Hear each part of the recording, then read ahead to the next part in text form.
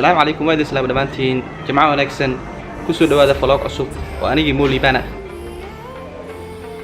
waxaynu maanta u soo dalxiis tagi doonaa beerta Deer Salaam oo ah meel aad u qurux badan kuna wacan dalxiiska oo dadka reer Muqdisho ay u dalxiis tagaan halkaas ayaan maanta ka soo shidi doonaa ina keena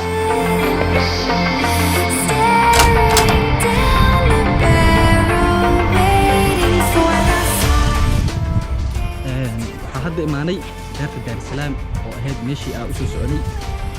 waxaa ila socdo كان دايدن برو وعبد الناصر هاي اي مركو وريسا مدمه دار سلام اي ليبان عدنا ما تم يا مركو وريسا مد جماعه وناك اصحاب محل هذا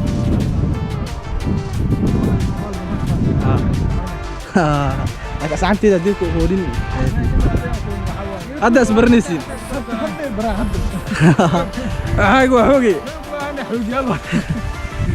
عبد الناصر هاي صور قادسكم مش بولسنتك يا أعضاء المخ عملوا دي